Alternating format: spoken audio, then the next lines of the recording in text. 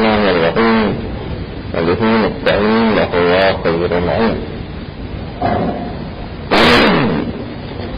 مشکل آج کی یہ ہے کہ جب ماں کے پیٹ میں حیوانات میں سے بچہ پایا جائے تو ماں کا ذبح کرنا خود اس بچے کا ذبح کرنا شمار ہوگا. ماں کا تزکیہ بچے کا تزکیہ شمار ہوگا. اب اس کی 3 صورتحال ہیں. وہ بچہ جب ماں کے پیٹ سے نکلتا ہے حیوانات میں سے 2 صورتوں میں اس کو کھانا جائز ہے, 1 صورتوں میں کھانا جائز نہیں. اگر وہ ماں کے پیٹ سے نکلنے والا بچہ بالکل ایسا ہو کہ زندہ روح والا بچہ ہو تو اس کو علیحدہ سے ذبح کرنا پڑے گا. لیکن اگر وہ بچہ ایسا ہے کہ جو مردہ پیدا ہوتا ہے یا غیر مستقر الحیات پیدا ہوتا ہے, ان کی طبیعت تو زندہ نہیں ہے, تھوڑی دیر کے بعد مر جائے گا. اگر مردہ پیدا ہو تو 2 صورتیں ہیں. 1 صورت میں کھانا جائز ہے, 1 صورت میں کھانا جائز نہیں. اگر تعمل خلقہ تو کھانا جائز ہے, یعنی اس کے بال وغیرہ اگ آئے اور اس کی خلقت بالکل مکمل ہو گئی, مکمل بچہ بن گیا, مکمل اونٹ بن چکا ہے, مکمل جو ہے وہ گائے بن چکا ہے, مکمل جو ہے وہ بھیڑ بکری بن چکا ہے. مثلا خلقت مکمل اس کے بال وغیرہ آ گئے تو کھانا جائے گا. اگر تو مردہ پیدا ہے تو ماں کا تزکیہ اس کے بچے کا تزکیہ ہے. ہاں, پہلے سے مرا ہوا من بچہ ہے تب بھی کوئی بات نہیں, بعد میں نکل کر کے مر گیا تب بھی کوئی بات نہیں.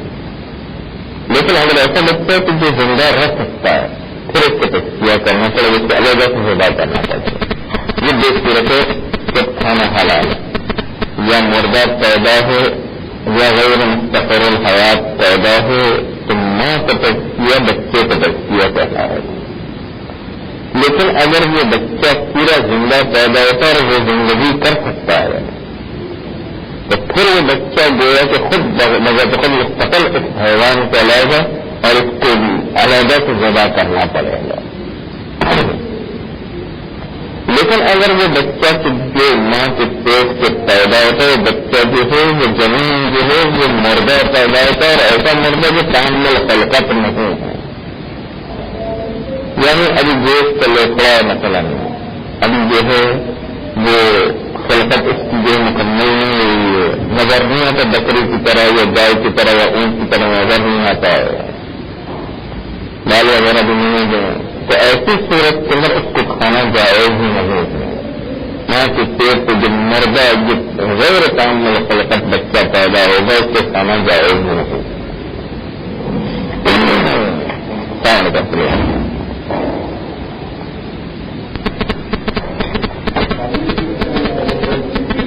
کامل خلقت اور مردہ ہو پھر بھی کھانا جائز,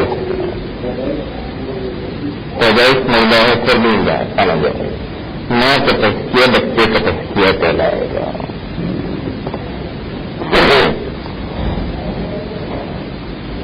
کوئی آ کر کے اشکال کرے کہ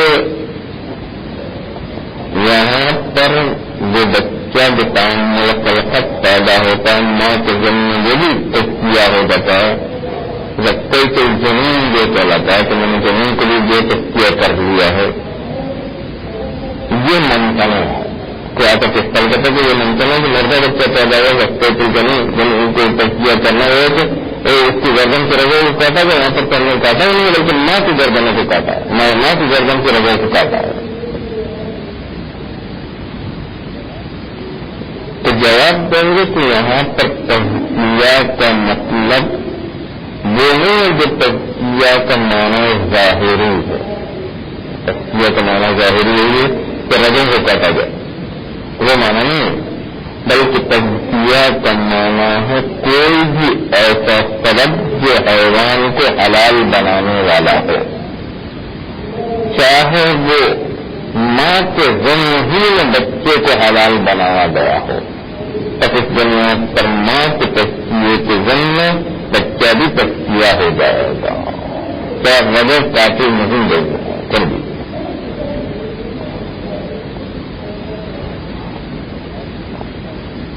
اور دوسری بات یہ ہے، اسی اشکال کا دوسرا جواب یہ ہے کہ جب ہم کہتے ہیں زکیت الجمین، زمین کو میں نے تزکیہ کیا، فعل کو جب نسبت دیتے ہیں تزکیہ کی طرف، فعل تزکیہ کو جب جو ہے زمین کی طرف نسبت دی جاتی ہے تو ممکن ہے کہ وہاں پر وہ صحیح نار ممتنع ہو جائے، لیکن مصدر کو جب نسبت دی جائے تو وہ صحیح ہوگا، ممتنع نہ ہو. اس کی مثال جو ہے پیش کرتے ہیں کہ زکات الزمین ممکن ہے صحیح نہ ہو لیکن زکات الزمین صحیح ہو جائے. زکات الزمین فعل کو نسبت دی جا رہی زمین کی طرف، لیکن زکات الزمین میں مصدر کی زمین کی طرف نسبت دی جا رہی ہے. زکات الزمین صحیح نہ ہو لیکن زکات الزمین صحیح ہو جائے. کیوں؟ اس لیے تو کبھی کوئی فعل کو نسبت دینا صحیح نہیں ہوتا، مصدر کو نسبت دینا صحیح ہو جاتا. اس کی مثال یہ ہے جیسے آئے قرآن میں للہ حج البیت، للہ علی الناس حج البیت. حج البیت حج کو نسبت دیا گیا بیت کی طرف کہ خانہ کعبہ کا حج انجام دے. لیکن اگر نسبت دیا گیا حج کو فعل کے ذریعے سے بیت کی طرف تو وہ غلط ہو جائے گا، وہ غلط ہو جائے گا. اور کہ حج البیت، خانہ کعبہ نے حج کیا مطلب یا خانہ کعبہ کا حج کیا. بیت جو ہے اگر اس میں فعل کو حج فعل کو لے کر آ جائیں، فعل کی طرف نسبت دینا صحیح نہیں رہتا ہے. یا مثلا یہ صوم رمضان، رمضان کا روزہ، لیکن اگر اس رمضان کے روزے کو جو صحیح قرار دیا جائے اس کو فعل کی طرف نسبت دیں تو یہ جو صام رمضان، رمضان میں روزہ رکھا ہے. رمضان کا روزہ رکھنا یہ فعل کو اس رمضان کی طرف نسبت دے تو صحیح معنی نہیں آتا ہے تو رمضان میں روزہ رکھا لگتا ہے. یا خانہ کعبہ نے حج انجام دیا، یہ دونوں کو فاعل بنا تو جو فعل قرار دیتے وہ صحیح نہیں، لیکن مصدر کو نسبت دیں تو صحیح آتا ہے. حج البیت، خانہ کعبہ کا حج انجام ہے. صوم رمضان، رمضان کا روزہ رکھنا لگ رہا ہے. تو کبھی کبھی مصدر کو نسبت دینا صحیح قرار پاتا ہے لیکن یہ فعل کو نسبت دے تو صحیح نہیں مانا آتا ہے. حج البیت مانا صحیح ہے، حج البیت کو خانہ کعبہ نے حج کیا وہ صحیح نہیں آتا. صوم رمضان، رمضان میں روزہ رکھا صحیح نہیں ہے فعل کی طرف میں، فعل کو نسبت دے رمضان کی طرف، لیکن صوم رمضان کا ہے تو مانا صحیح آتا ہے. اسی طرح یہاں پر بھی زکات الزمین کا کہ میں نے زمین کا تزکیہ کیا وہ صحیح نہیں ہے، کیونکہ تزکیہ یہ ہے کہ رگوں کو کاٹنا ہے، سلام کرنا ہے، رگوں کو کاٹنا ہے. اور یہاں پر رگوں کو کاٹا نہیں گیا ہے، کیونکہ رگوں کو کاٹا نہیں گیا ہے کیونکہ رگوں کو کاٹا نہیں گیا ہے، کیونکہ رگوں کو کاٹا نہیں گیا. ظاہری معنی تزکیہ صحیح نہیں ہے کیونکہ ماں کو کاٹا گیا، اس کے ضمن میں بچے کا تزکیہ واقع ہوا. ایک جو بھیڑ بکری تھی اس کو ذبح کیا گیا، اس کے پیٹ میں بچہ نکل آیا تو اصل میں ذبح کیا گیا ماں کو، لیکن اس کے پیٹ کے اندر جو ہے بچہ نکل آیا وہ خود بخود تزکیہ ہوتا ہے. جب کہ اس بچے کے اندر ماں کے ضمن میں کہہ رہے ہیں کہ تزکیہ ہوا ہے. اور نسبت دیتے زکات الزمین، میں نے زمین جو ماں کے پیٹ میں بچہ اس کا بھی تزکیہ کر دیا. جبکہ تزکیہ کا ظاہری معنی یہ کہ رگوں کو کاٹا گیا، ظاہری معنی یہ صحیح نہیں آ رہا ہے. جب فعل کی نسبت دیتے زمین کی طرف، تزکیہ کے فعل کی نسبت دیتے زمین کی طرف تو معنی ظاہری صحیح نہیں آتا. لیکن اگر ان کا زکات الجنین ہے، زکات الجنین جو مقدر ہے اس کو لے کر ہے تو صحیح ہے، تو جنین کا تزکیہ واقع ہونا اس طرح صوم رمضان مقدر لے کر ہے تو مانا صحیح ہے، لیکن صوم رمضانوں کا تو صحیح نہیں ہے، تو رمضان میں روزہ رکھا صحیح نہیں، صوم رمضان کا ہے تو صحیح نہیں ہے، زکات الجنین صحیح نہیں ہے لیکن زکات الجنین صحیح ہے۔ بس کبھی کبھی مقدر کی طرف ایک چیز کو نسبت دینے سے مانا صحیح آتا ہے، فعل کو نسبت دے تو مانا صحیح نہیں آتا ہے، زکات الجنین صحیح نہیں ہے، زکات الجنین صحیح ہے، اسی لیے مصنف نے بھی تعبیر کی زکات الجنین زکات امہ، بچے کا تزکیہ اس کی ماں کا تزکیہ ہے، ماں کے تزکیہ کے ذمہ بچہ بھی تزکیہ ہو جائے گا۔ اچھا آپ نے راز ملاحظہ کیا کہ کبھی کوئی فعل کی طرف نسبت دیں تو وہ صحیح نہیں ہے، لیکن مصدر کی طرف نسبت دیں تو صحیح ہو جائے گا۔ بس اس اشکال کے دو جواب دیے، اشکال کے دو زکات الجنین جو ہے وہ صحیح نہیں ہے، ممتنع ہے، کیونکہ بچے کی رگوں کو تو کاٹا ہی نہیں گیا بلکہ اس کی ماں کی رگوں کو کاٹا گیا، ماں کی گردن کی رگوں کو کاٹا گیا، تو زکات الجنین کہنا غلط ہے۔ جواب دیں گے تو زکات الجنین جو صحیح ہے، کیوں؟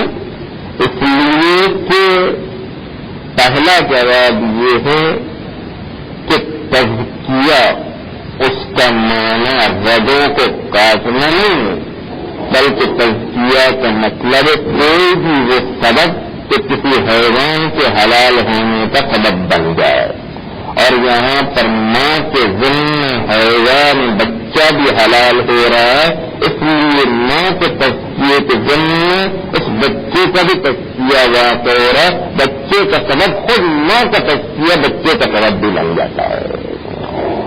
بس ایک جواب تو یہ ہے۔ دوسرا جواب یہ کہ مصنف نے زکات الجنین کا لفظ استعمال کیا، زکات الجنین کا لفظ فعل کی صورت میں استعمال نہیں کیا بلکہ مصدر کی صورت میں استعمال کیا۔ کبھی کبھی زکات الجنین جو مصدر کی صورت میں استعمال کرتے ہیں صحیح ہوتا ہے، فعل استعمال کریں گے صحیح نہیں ہے، اور مصنف نے مصدر کو استعمال کیا، اور اس کی مثال پیش کی تو صوم رمضان کہنا صحیح ہے لیکن صوم رمضان کہنا صحیح نہیں ہے، حج البیت کہنا غلط ہے لیکن حج البیت کہنا صحیح ہے، مصدر کو لانا صحیح ہے، فعل کو لانا مانا جو اس سے غلط بن جاتا ہے۔ یہ ایک اشکال کے دو جواب دیے۔ آئیے مطلب سے معلوم کریں۔ عبارت کی زکات الجنین زکات امہ، ماں کے پیٹ میں جو بچہ ہے، بکری کے پیٹ میں یا گائے کے پیٹ میں یا اونٹ کے پیٹ میں جو بچہ جنین ہے، اس کا تزکیہ ماں کا تزکیہ ہے، یعنی ماں کو جو ذبح کیا جائے، چار رگوں کو کاٹا جائے تو اس کے بچے کا بھی تزکیہ واقع ہو جائے گا۔ لیکن بعض لوگوں نے اعراب کو اس طرح انجام دیا کہ رفع کی جگہ پر نصب پڑا، زکات الجنین زکات جنین ہی، زکات بیتم کو منصوب پڑا ہے، یعنی ماں جنین کا تزکیہ کرنا کا زکات امہ ہے، یعنی کاف اس تقدیر میں ہے، اور کاف تقدیر میں کاف کو حذف کرنے کے بعد اس زکاتہ کو منصوب قرار دیا مفعول مطلق اور جو ہے مصدر کی بنیاد پر، یعنی زکات الجنین اس کا مفعول مطلق زکاتہ ہو جائے گا، زکاتہ مفعول مطلق زکات الجنین جو پہلا زکات ہے اس مصدر کے لیے دوسرا مصدر مفعول مطلق واقع ہو رہا ہے، دوسرا مصدر جو ہے مفعول مطلق ہے زکات الجنین کے پہلے زکات کے لیے، زکات الجنین زکات امہ، زکات امہ منصوب پڑا بعض علماء نے، ابھی تو گفتگو چل رہی تھی مرفوع پڑا، زکات الجنین مبتدا زکات امہ مضاف مضاف الیہ خبر ہو جائے گا، یہ گفتگو گزر گئی۔ اب بعض لوگوں نے کہا کہ زکوٰۃ الجنین زکوٰۃ امہ پڑھنا ہے، زکوٰۃ الجن کو منسوخ پڑھنا ہے مفعول مطلق کی بنیاد پر. اصل میں تھا زکوٰۃ الجنین کا زکوٰۃ امہ کا حذف کر کے یہاں 50 تقدیر میں رکھتے ہوئے اس زکوٰۃ امہ کو مصدر قرار دیتے مفعول مطلق بنائے زکوٰۃ اول کے لیے. یعنی عبارت میں ہو گئی جاتی تجب زکوٰۃ الجنین کا زکوٰۃ امہ، یہ اصل عبارت ہے. لیکن کاف تقدیر میں رکھتے ہوئے زکوٰۃ ہی پڑا اور مفعول مطلق مصدر کی بنیاد پر قرار دیا گیا. زکوٰۃ اول کے لیے زکوٰۃ دوم مفعول مطلق ہے. بعض لوگوں نے اس طریقے سے مانا ہے لیکن اس طرح مانا کرنے میں کوئی خرابی ہے. نمبر 1 یہ کہ اس میں تعصب ہے، یعنی بغیر دلیل کے ایک زحمت کی گئی ہے کہ منسوخ پڑھنے کی کوئی دلیل ہمارے پاس موجود نہیں اور زحمت کا موقع کی. ایک زحمت تو یہ کہ ہمیں زکوٰۃ الجنین کا یہ فعل تقدیر میں رکھنا پڑے گا اور زکوٰۃ الجنین کو فاعل تجب قرار دینا پڑے گا اس فعل کو تقدیر، یا ایک مبتدا کو تقدیر یا خبر کو تقدیر میں رکھنا پڑے گا. یہ کہنا پڑے گا زکوٰۃ الجنین ثابتاً کا زکوٰۃ امہ، ثابتاً کو تقدیر میں رکھنا پڑے گا، خبر کو تقدیر میں رکھنا ہوگا اور کاف حرف جر کو بھی تقدیر میں رکھنا ہوگا. یہ چیز جو ہے تعصب رکھتا ہے لفظاً بھی اور معناً بھی. لفظاً اس طریقے سے کہ خبر کو اور کاف حرف جر کو تقدیر میں رکھنا پڑتا ہے اور معنی کے لحاظ سے بھی تعصب رکھتا ہے. معنی کے لحاظ سے تعصب کیا ہے؟ معنی کے لحاظ سے تعصب یہ ہے کہ اس کا معنی جو ہم کرنا چاہتے ہیں وہ معنی نہیں نکلتا ہے. ہم معنی یہ کرنا چاہتے کہ ماں کو صرف ذبح کرنے سے بچہ خود بخود ہی پاک ہو جایا کرتا ہے، خود بخود ہی حلال ہو جایا کرتا ہے. یعنی ایک دفعہ ذبح کرنا ماں کو، ایسا نہیں کہ ماں کو بھی ذبح کیا گیا بچے کو بھی ذبح کیا گیا، جبکہ اس عبارت منسوخ کے لحاظ سے دونوں کو ذبح کرنا پڑے. یعنی کہ زکوٰۃ الجنین ثابتاً کا زکوٰۃ امہ، کہ ماں کو جس طریقے سے تزکیہ کیا جائے گا اسی طریقے سے بچے کو بھی ذبح کر کے تزکیہ کیا جائے گا. اس کا مطلب یہ کہ دونوں کو ذبح کرنا پڑے گا. جبکہ ہم مانا یہ کرنا چاہتے ہیں کہ ماں کے تزکیے کے ذریعے بچہ خود بخود ہی پاک ہو جاتا ہے، بچہ خود بخود ہی حلال بن جایا کرتا ہے. یہاں پر مانا بھی جدا ہو جاتا ہے، دو ذبح کرنا لازم آتا ہے. جب ہم کرنا چاہتے ہیں ماں کا ذبح کرنا خود بخود ہی بچے کو پاک قرار دے دیتا ہے، مانا بھی غلط آ جاتا ہے. بس دو تعصب ہے، ایک لفظاً تعصب ہے کہ خبر اور حرف جر کاف کو تقدیر میں رکھنا پڑتا ہے. دوسرا تعصب معنی کے لحاظ سے کہ معنی بھی خراب ہو جاتا ہے، 2 دفعہ ذبح کرنا لازم آ جاتا ہے. جب ہم کرنا چاہتے ہیں ایک ماں کو ذبح کرنے سے بچہ خود بخود ہی ذبح ہو جاتا ہے، ماں کو ذبح کرنے سے ماں کے تزکیہ سے بچہ خود بخود ہی تزکیہ ہوا کرتا ہے. اس لیے جو پہلی بات تو یہ کہ اس نفس والے طریقے میں تعصب لفظی و معنوی موجود ہے. اس کا مطلب اس نفس والے معنی میں یہ ہے کہ ہمارے پاس بچے کے تزکیہ کے سلسلے میں 2 روایت ہیں. ایک روایت میں نفس آیا ہے، ایک روایت میں رفع آیا ہے. ایک روایت میں نفس آیا، ایک روایت میں نفس آیا. اگر ہم نفس کے ساتھ پڑھیں اور کہ زکوٰۃ الجنین زکوٰۃ امہ، اگر اس طرح سے کریں اور کاف حرف جر کے تقدیر میں رکھتے ہوئے یہ مانا گا زکوٰۃ الجنین ثابتاً کا زکوٰۃ امہ، اگر کاف کے تقدیر میں لے کر کے مانا لیں تو یہ رفع والی روایت کے بالکل مخالف معنی آتا ہے. رفع والی روایت کا مطلب کیا؟ رفع والی روایت نہیں ہے زکوٰۃ الجنین زکوٰۃ امہ، یعنی بچے کا تزکیہ بعینہ ماں کا تزکیہ ہے. ماں کے تذکیے کرنے سے بہت بچے کا تذکیہ آتا ہے، یہ معنی ہے۔ اگر ہم جو زکات امہ اور نفس کا معنی کرتے ہوئے یہ معنی لیں تو زکات الجنہ زکات یعنی زکات امہ کہ ماں کے تذکیے کی معنی بچے کا بھی تذکیہ ہونا چاہیے نا، بچے کو علیحدہ سے ذبح کرنا، تو معنی میں دونوں میں تفاوت واقع ہوتا ہے، رفع والی رضا سے بالکل مخالف معنی بن جاتا ہے۔ لیکن اگر ہم رفع کے ساتھ پڑھیں تو یہ خرابی لازم نہیں آتی، رفع کے ساتھ پڑھنے میں نفس والی رضا بھی خود بخود ہی شامل ہو جایا کرتی ہے۔ اگر ہم یہ پڑھیں زکات الجنہ زکات امہ، زکات زمین نہیں زکات مادر، ماں کا تذکیہ کرنا، اور نہیں جو بچے کا تذکیہ کرنا، ایک معنی یہ ہے نہیں کافی کے بس یہ معنی نہیں نکلتا، کافی کے بس دو دفعہ تذکیہ کرنا پڑتا کس طرح ہے، کس طرح ہے سمجھ ماں کو جس طرح ذبح کیے گئے تو اس طرح بچے کو بھی ذبح کرنا، یہ معنی نکلتا ہے، اس لیے رفع والی روایت سے مخالف ہو جاتا ہے۔ اب رفع والی روایت میں کیا زکات الجنین زکات امہ یعنی ماں کا تذکیہ ہے، وہ زمین کا تذکیہ ہے، مبتدا میں خبر ہو جاتا ہے، خبر آئے میں مبتدا ہو جاتا ہے، اس لحاظ سے ایک تذکیہ ہے، فقط ایک ہی تذکیے میں دو تذکیے پیش آتے ہیں۔ یہ رفع والی روایت کا معنی کرنے کے نتیجے میں ایک تذکیہ ہوگا۔ اب دیکھیں اسی رفع والی روایت کو معنی کرنے میں نفس والی روایت جو خود بخود شامل ہو جائے گی، اور ہم اس طرح معنی کریں گے تو وہی رفع والا معنی آئے گا نفس پڑھنے کی صورت میں بھی، زکات الجنہ زکات امہ۔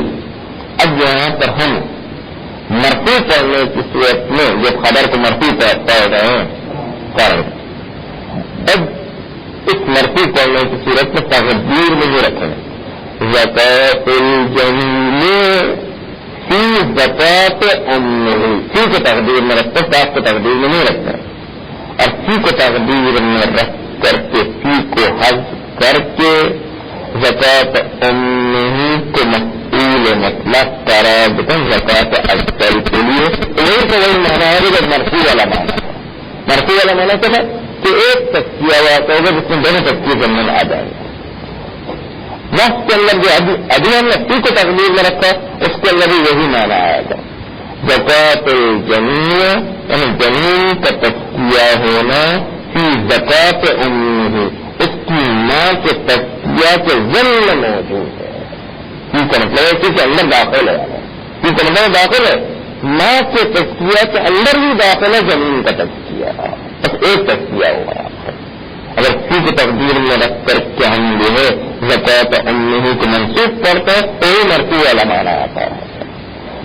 مرفوع کے طریقے پر پڑھنا یہ اچھا ہے کیونکہ دونوں روایت کا رفع والی روایت کا نفس والی روایت دونوں کو شامل ہے، لیکن نفس کی صورت میں پڑھنے کی صورت میں خاص طور پہ جر کی تقدیر میں رکھتے ہوئے معنی کریں تو فقط نفس والا معنی آتا ہے، لیکن یہ رفع والا معنی نہیں آتا ہے، اس لیے بہتر یہی ہے کہ رفع کے ساتھ پڑھا جائے زکات الجنہ زکات امہ نہ زکات امہ، تاکہ جو ہے دونوں روایتیں شامل ہو جائیں، نفس والی روایت بھی آ جائے رفع والی روایت بھی آ جائے اور معنی بالکل درست ہو جائے گا تو ماں کے تذکیہ کے ضمن بچے کا تذکیہ واقع ہو جاتا ہے۔ کسی تقدیر میں رکھتے ہوئے منسوخ پڑھیں گے، منسوخ پڑھیں گے کیوں؟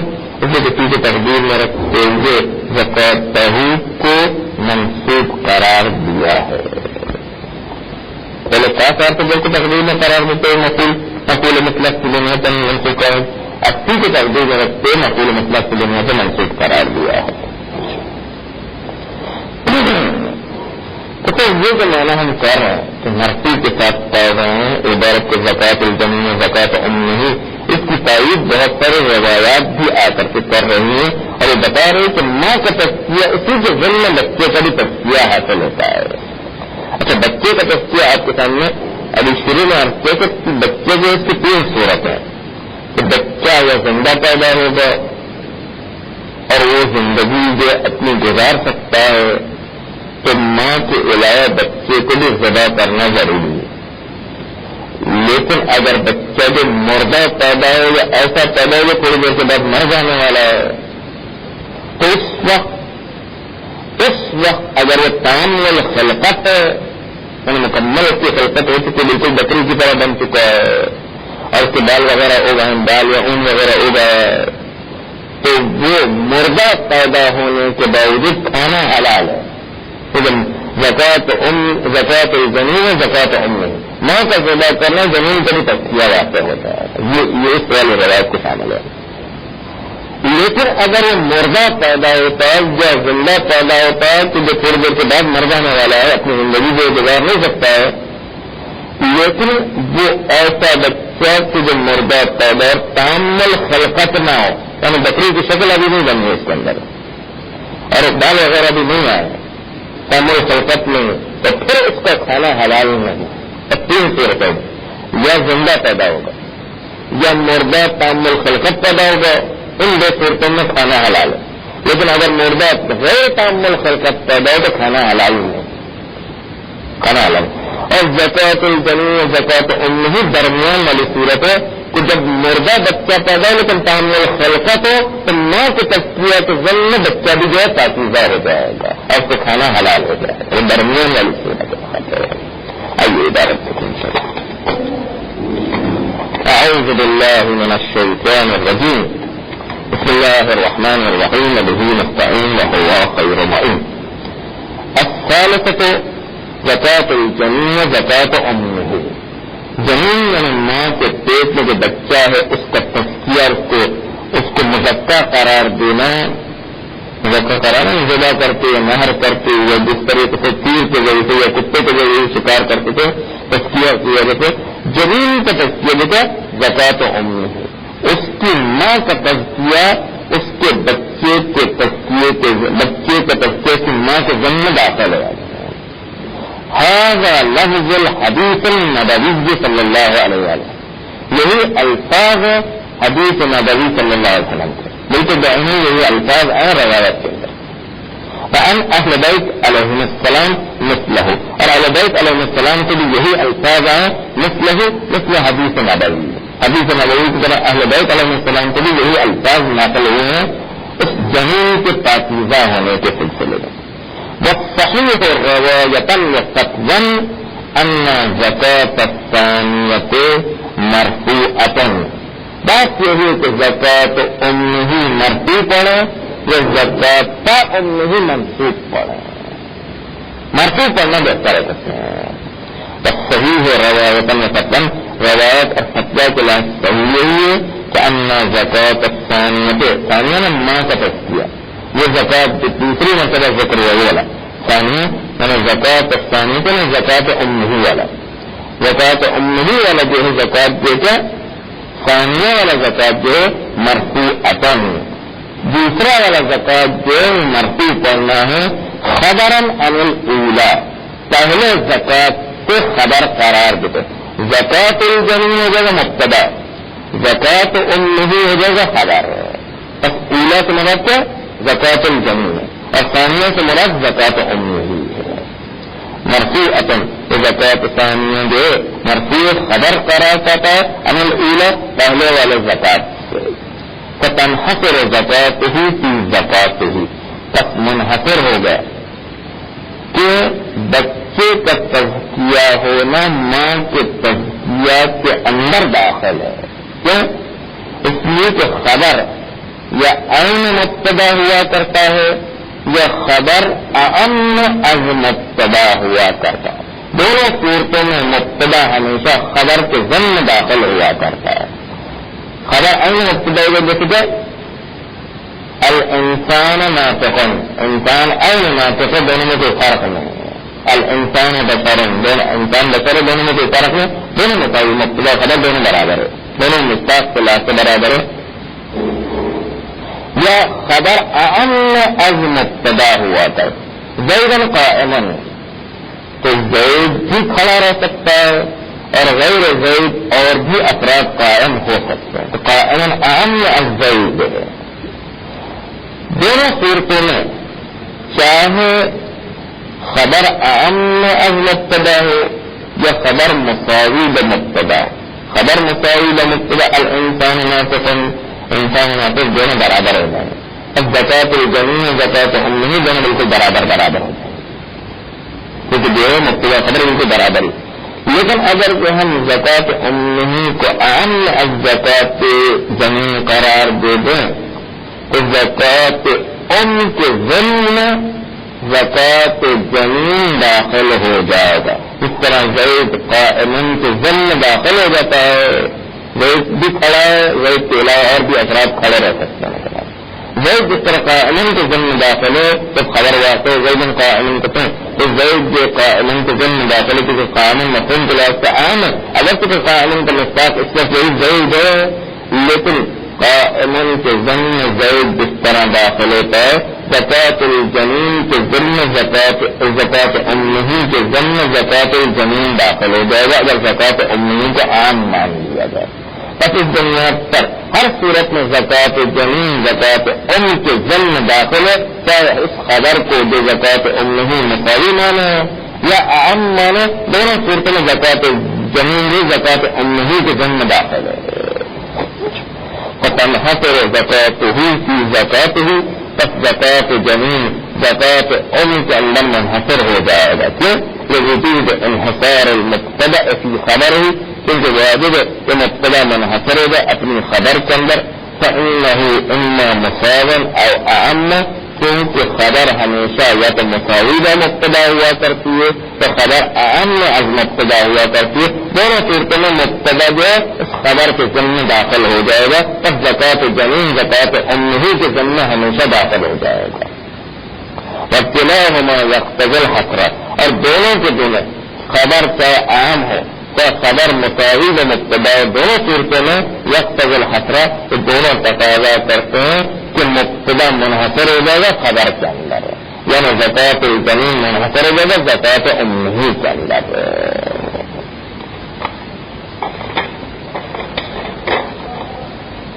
والمراد بالزکات هنا السبب المحلل للحيوان كزکات السمك والجراد.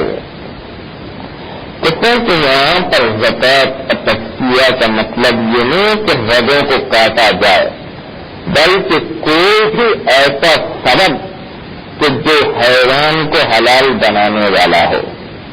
جس طرح مچھلی کو حیوان بنانے کا سبب یہ کہ دریا سے زندہ پکڑی جائے، یا ٹڈے کو حلال بنانے کا سبب یہ کہ ٹڈے کو زندہ پکڑ لیا جائے. ٹڈے کو ذبح کرنے کی ضرورت نہیں ہے، مچھلی کو ذبح کرنے کی ضرورت نہیں ہے، دریا سے زندہ پکڑ لے کافی ہے، یا ٹڈے کو زندہ پکڑ لے کافی ہے. اسی طریقے سے اس بچے کو حلال بنانے کا سبب یہ ضروری ہے کہ بچے کو ذبح کیا جائے، بلکہ اس کی ماں کا ذبح کرنا اس کے ضمن جو ہے بچے کا بھی تسکیہ حاصل ہو جاتا ہے اور بچے کو حلال بنانے کا سبب بھی ماں کا ذبح کرنا بن جاتا ہے. بالمراد بالزکات، زکات سے مراد رگوں کو کاٹنا ضروری نہیں ہے. یہاں پر زکات سے مراد دیکھے ہونا اس باب تسکیہ کے اندر السبب المحلل للحیوان، کوئی بھی ایسا سبب جو حلال بنانے والا ہے حیوان کو زکات السمک والجراد، جیسے کہ مچھلی کا تسکیہ کرنا دریا سے زندہ پکڑنا ہے، والجراد تو ٹڈے کو جو ہے وہ زندہ پکڑ لیا جائے. تو یہاں پر رگ کاٹنا ضروری نہیں ہے بلکہ حیوان کے حلال ہونے کا کوئی بھی سبب ہو اس کو زکات پر تسکیہ کرتے ہیں. يمتنع زكيت الجنين إن صح فهو محمول على المعنى الظاهري فهو فرج الأعضاء المخصوصة. کوئی آ کر کے اشکال کرتے ہیں اور اس کے دو جواب دیے گئے ہیں. کہیں کہ زکیت الجنین، ہم نے ماں کے ذمہ بچے کا بھی تزکیہ کر لیا. کوئی آ کر کے مستقبل کہتا ہے کہ یہ کہنا غلط ہے، بچے کا تزکیہ جو ہے نہیں ہوا، کیونکہ تزکیہ اس وقت ہوتا ہے، تزکیہ اس وقت ہوتا ہے کہ رگوں کو کاٹا جائے، اور یہ بچے کو تو ہم نے رگوں سے نہیں کاٹا، اس لیے اس کو جو تزکیہ کہنا جو غلط ہے. جواب دینے کے نہیں، تزکیہ تو ٹھیک ہے مانا ظاہری ہے کہ رگوں کو کاٹا جائے، لیکن یہاں پر تزکیے کو یہ معنی ارادہ نہیں لیا گیا، بلکہ تزکیے کا مطلب کوئی بھی سبب حلال بنانے والا ہے. اس لیے جو ہے یہاں پر یہ زکیۃ الجنین کہا جا سکتا ہے اگر کچھ رگوں کو نہیں کاٹا گیا. ایک جواب یہ ہے. دوسرا جواب یہ کہ ہو سکتا ہے کہ زکیۃ الجنین کہنا صحیح نہ ہو کیونکہ رگوں کو نہیں کاٹا گیا ہے. زکیۃ الجنین کہنا صحیح نہ ہو لیکن زکوٰۃ الجنین کہنا صحیح ہو. بعض اوقات تیل کو نسبت دینا غلط ہوتا ہے لیکن مستر کو نسبت دینا صحیح ہوتا ہے. اس طرح صوم رمضان کہنا صحیح ہے لیکن صوم رمضان کہنا صحیح ہے کہ رمضان میں روزہ رکھا یا حج البیت تو خانہ کعبہ نے حج کیا مثلا، یہ کہنا صحیح نہیں ہے. تیل جو ہے اس کی طرف نسبت دینا صحیح نہیں ہے لیکن حج البیت کہنا صحیح ہے. صوم اور حج البیت کہنا صحیح، صوم رمضان کہنا صحیح ہے لیکن صوم رمضان کہنا صحیح نہیں. زکیۃ الجنین ممکن ہے صحیح نہ ہو کیونکہ تیل کو جو ہے نسبت دیا، تیل زکیۃ کو زمین کی طرف نسبت دیا گیا، وہ ممکن ہے صحیح نہ ہو لیکن مصنف نے زکوٰۃ الجنین کو استعمال کیا اور روایات میں زکوٰۃ الجنین کا لفظ آیا ہے. اس کا تیل کو نسبت دینا صحیح نہ ہو لیکن مستر کو نسبت دینا صحیح ہو جائے. دوسرا جواب یہ ہے زکیۃ الجنین، زکیۃ الجنین کہنا ممکن اور غلط ہے. اگر یہ امتناع صحیح مان لیا جائے، اگر یہ امتناع صحیح مان لیا جائے تو صحیح نہیں ہے امتناع.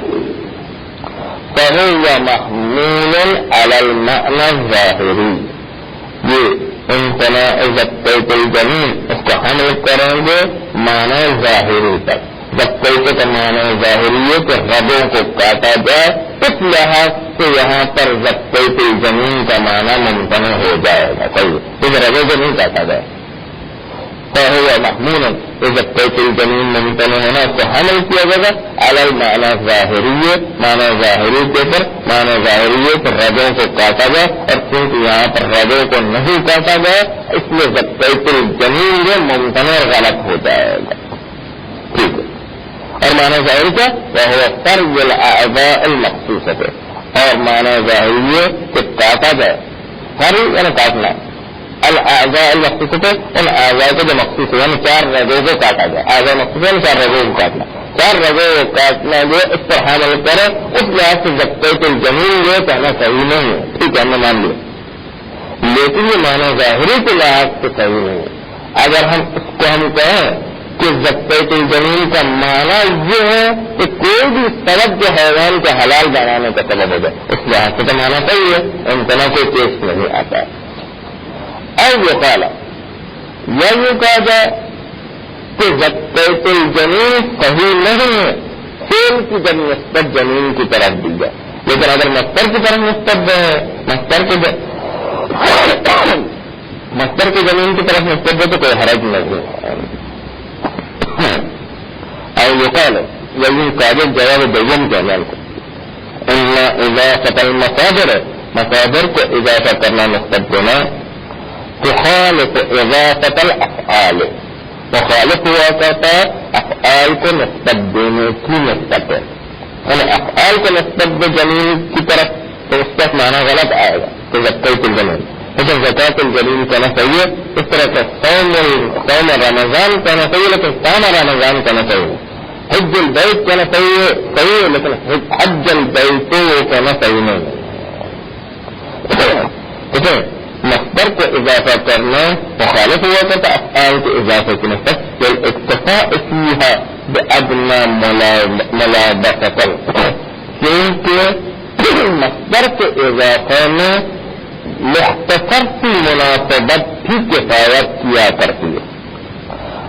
ادنی مناسبت زکوٰۃ الجنین، اس میں ایک مختصر سی مناسبت یہ کہ اس کی ماں کو ذبح کیا گیا ہے، اسی مناسبت سے بچے کا بھی زکوٰۃ کہلائے گا، بچے کا بھی تزکیہ کہلائے گا. تو چھوٹی سی مناسبت کہ چونکہ اس کی ماں کو ذبح کیا گیا اس کے بچے کو زکوٰۃ کہلانا بھی صحیح ہے. مصدر کے اندر ادنا مناسبت بھی کفایت ہوا کرتی، لیکن فعل کے اندر ادنا مناسبت کافی ہے، اس کو زکات الجنین کہنا چاہیے، زکات الجنین کہنا چاہیے، کیونکہ ادنا مناسبت مصدر میں کفایت کرتی. ادنا مناسبت ہے تو اس کی ماں کو ذبح کیا گیا کہ اس کے بچے کی طرف بھی زکات کی طرف نسبت دیں گے، بچے کی طرف نسبت دیں گے. لیکن اکتفا اضافہ کیونکہ کافی ہوا کرتا اضافہ مصدر میں ادنا ملازمت مناسبت ادنا مناسبت بھی کفایت ہوا کرتی کہ ماں کو ذبح کیا جائے، اور ماں کا ذبح کرنا ہم اس کی وجہ سے مصدر کی نسبت جو جنین کی طرف بھی دے سکتے ہیں، زکات الجنین کر سکتے ہیں. ولہذا اور چونکہ مصدر میں ادنا مناسبت بھی کفایت کرتی ہے، صح للہ علی الناس حج البیت، صحیح ہے یہ کہنا کہ اللہ کے لیے لوگوں کے اوپر حج البیت کہ خانہ کعبہ کا حج اور قصد کرنا ہے. یہاں پر حج کو جو ہے بیت کی طرف نسبت دینا ادنا مناسبت کافی ہے، کیونکہ لوگ جو خانہ کعبہ کی طرف حج کیا کرتے ہیں. لیکن جو ہے حج البیت کا تو صحیح نہیں ہے، کیونکہ فعل کے اندر ادنا مناسبت کافی نہیں ہوگا. صوم اور رمضان بھی اسی طرح کہ صوم مصدر کو رمضان کی طرف نسبت دے تو صحیح ہے، لیکن صوم اور رمضان کہیں تو صحیح نہیں ہے. ولم یصح حج البیت وقام رمضان، بیت نے حج کیا اور رمضان میں روزہ رکھا، یہ کہنا صحیح نہیں ہے، کیونکہ فعل کو نسبت دینا بیت کی طرف اور ساما کو نسبت دینا رمضان کی طرف یہ صحیح نہیں. لجعلہما فاعلین، بیت اور رمضان دونوں کو فاعل بناتے ہوئے فعل کی طرف نسبت دینا وہ صحیح نہیں، لیکن مصدر کو نسبت دینا صحیح ہو جاتا، کیونکہ مصدر میں ادنا مناسبت کافی ہوا کرتی. اب زکات الجنین صحیح نہیں ہوگا، زکات الجنین صحیح ہوگا. صرف ادنا مناسبت کی ہے تو اس کی ماں کو تزکیہ کیا گیا، اس کے ذمہ ہم جو ہے اسی مناسبت سے بچے کو بھی کہے گا تزکیہ واقع ہوا ہے. وربما اعربها بعضهم من نفسه، بسا اوقات الزکات امه کو منصوب قرار دیا بعض علماء نے. ربما اعربها بعضهم الزکات امه کو اعراب دیا بعض علماء نے بالنصب نصب على المصدر. المصدر مفعول مطلق کی بنیاد، مصدر مفعول مطلق کی بنیاد پر الزکاتہ کزکات امہ، اصل عبارت ہے زکاتہ کزکات، زکاتہ ثابتۃ کزکات امہ، جنین کا تزکیہ ثابت ہے اس کے ماں کے تزکیہ کی طرح. لیکن خاص سے حد کر کے تقدیر میں رکھتے ہوئے زکات امہ کو مصدر کی بنیاد میں مفعول مطلق قرار دیا زکات افضل کے لیے. فحذف الجار، جار جو حرف جر کاف ہے اس کو حذف کر لیجیے، اور نصب مفعولا، اور نصب مفعول مطلق کی بنیاد پر. فحينئذ تجب تزکیتہ کتزکیتہا. اگر یہ والا نصب والا اعراب جو کاف کے تقدیر میں رکھتے ہوئے معنی کریں تو جس طرح ماں کو ذبح کرنا ضروری تھا بچے کو بھی ذبح کرنا ضروری ہو جائے گا، 2 دفعہ ذبح کرنا لازم ہے. جب بچے عبارت سے یہ پتہ چلتا ہے کہ 1 دفعہ تزکیہ کرنا چاہیے. فحينئذ جب نصب دیتے مفعول مطلق قرار دے کاف حرف جر کو تقدیر میں رکھتے ہوئے، اس وقت جب کاف حرف جر کو تقدیر میں رکھتے ہوئے نصب دیا ہے تجب تزکیتہ، واجب ہے جب زمین کو بھی ذبح کرنا تزکیتہ، اس طریقے سے اس کی ماں کو ذبح کیا گیا تھا، اس طریقے سے بچے کو بھی ذبح کرنا پڑے گا، 2 دفعہ ذبح کرنا پڑے گا.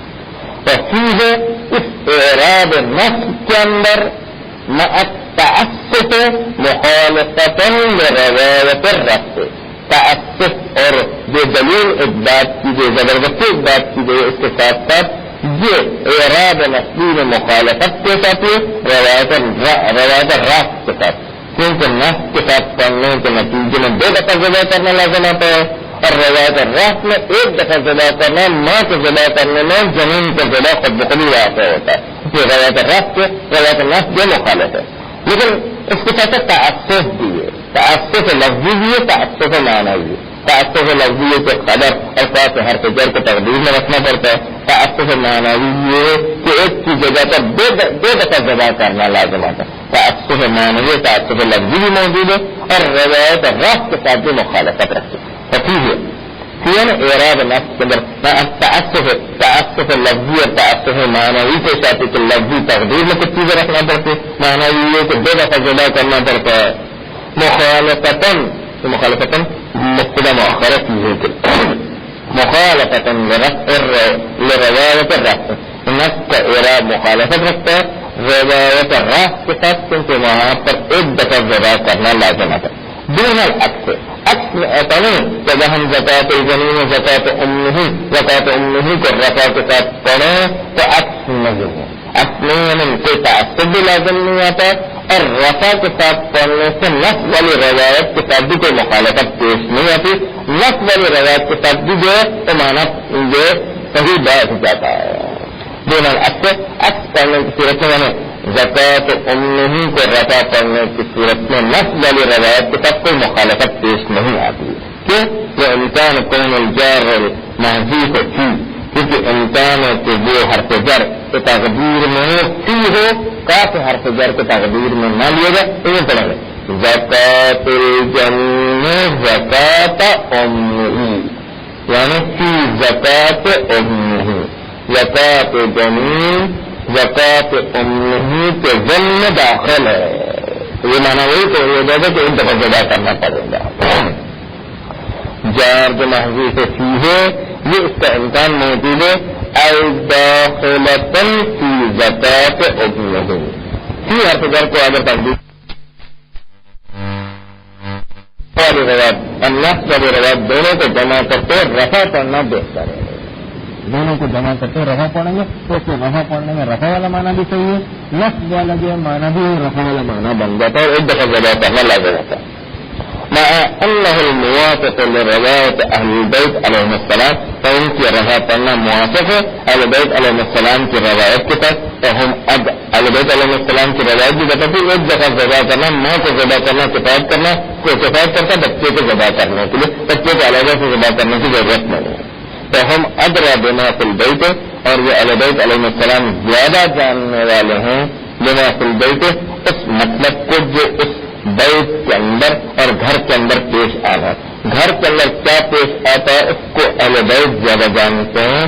گھر یعنی پیغمبر کے گھر میں کیا پیش آتا ہے وہ اہل بیت جو زیادہ جانتے ہیں. یعنی احکام خدا جو ہے اس کو اہل بیت علیہ السلام زیادہ جانتے ہیں. وهو في اخبارهم كثيرا صريحا فيه، اور یہی رفع کے ساتھ پڑھنا اخبار اہل بیت علیہ السلام میں بہت زیادہ ہے اور صریح ہے اس چیز کے اندر. تو اس ماں کے تذکیہ کے ضمن کے اندر اس بچے کا تذکیہ بھی واقع ہو جائے گا. منہ قول الصادق علیہ السلام، اور اسی اخبار حدیث اہل بیت علیہ السلام میں سے بعض قول صادق علیہ السلام قد سئل عن الحوار، حوار اونٹ کے بچے کو کہتے ہیں، جب اونٹ کا بچہ پیٹ کے اندر ہے حوار کہتے ہیں. سوال کیا گیا امام علیہ السلام سے اس اونٹ کے بچے کے بارے میں کہ تزکا امہ، کہ اس کی ماں کا تزکیہ واقع ہوا تھا، ماں کو ذبح کیا گیا تھا. تو امام علیہ السلام سے سوال کیجیے آئیے اکول بزکات ہے، آیا اس حوار کو کھایا جا سکتا ہے اس کی ماں کے تزکیہ کی وجہ سے؟ فقال امام علیہ السلام نے کہا اذا كان تاما، کہ اگر وہ حوار تام الخلقت ہے پورا اونٹ بن چکا ہے، ونادت علیہ الشعر، اور اس اونٹ کے بچے کے اوپر جو ہے وہ بال اڑ آئے ہیں، فکل، تو اس اونٹ کے بچے کو کھایا جائے. وعن الباقر علیہ السلام، اور امام باقر علیہ السلام سے جو روایت ہے فانه قال في الذبيحة تذبح وفي بطنها ولد، امام علیہ السلام نے کہا ذبیحہ کے بارے میں کہ تذبح جو ذبیحہ کہ جس کو ذبح کر لیا جاتا وفي بطنها ولد، اس ذبیحہ کے پیٹ کے اندر بچہ موجود تھا. تو امام علیہ السلام نے کہا قال ان كان تاما، امام علیہ السلام نے کہا کہ اگر وہ بچہ تام الخلقت ہے نا پورا وہ اپنی ماں کی طرح وہ بھیڑ بکری یا اونٹ یا گائے بن چکا ہے، فکل ہو تام الخلقت ہے تو اس بچے کو کھاؤ. فإن زکاتہ زکات امہ، کیونکہ بچے کا تزکیہ خود اس کی ماں کا تزکیہ جو اس کے ضمن میں شامل ہے. فإن لم يكن تاما، لیکن اگر وہ بچہ تامل خلقت نہیں ہے فلا تأکل ہو، اس بچے کو ہرگز نہیں کھاؤ. یہ دو صورتیں بتائی، تامل خلقت ہے، تامل خلقت نہ ہے، تامل خلقت ہے تو کھاؤ، تامل خلقت نہ ہے تو نہ کھاؤ. لیکن اگر ایک صورت یہ ہے کہ تامل خلقت بھی زندہ بھی رہ سکتا ہے تو پھر اس بچے کو علیحدہ سے ذبح کرنا ضروری ہے.